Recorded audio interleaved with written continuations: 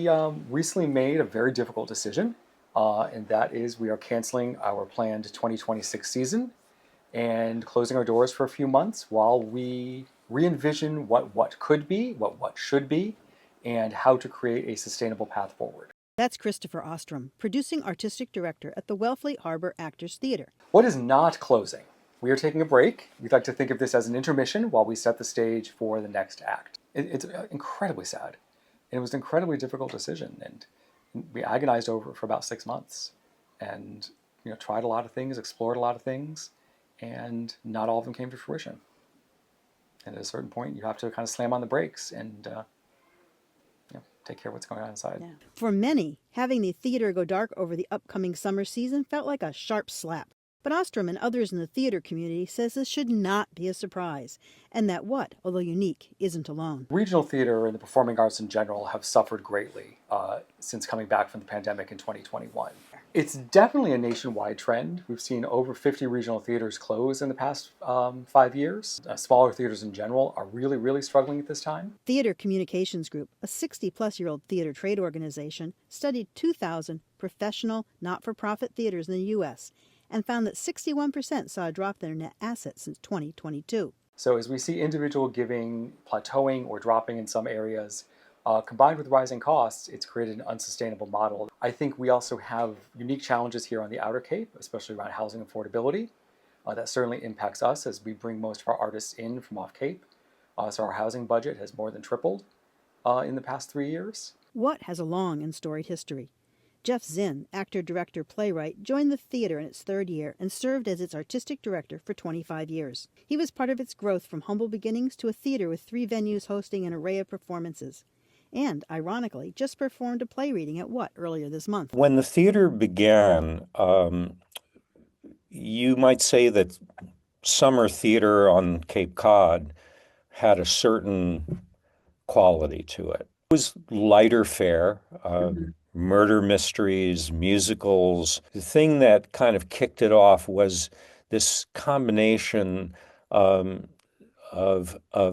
artists who were interested in doing interesting theater and an audience that was hungry for interesting theater. And that really is kind of the kernel of the What experience. They were interested in plays by Sam Shepard and David Mamet and UNESCO, and they actually met for coffee at Uncle Frank's Donuts at 15 Kendrick Avenue, and they're talking, and where can we do it? And someone says, well, what about here? And the very first play they did was Rhinoceros by UNESCO. They followed that up with a new play by Wendy Wasserstein and also American Buffalo by David Mamet.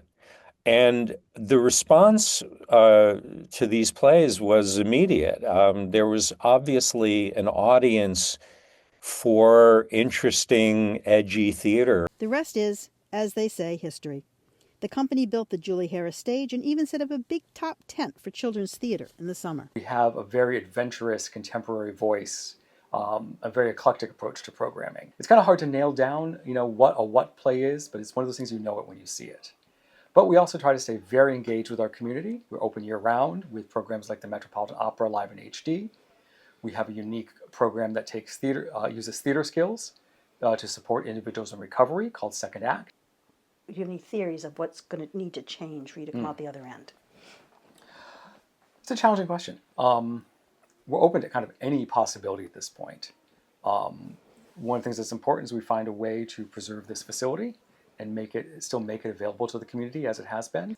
Our viability as a theater company is certainly something we want to question and explore. I think as a board and our senior staff, we are very committed to seeing a pathway forward for both. A large part of that will be finding new funding sources. The regional theater business model is built on this healthy balance between contributed income and ticketing income.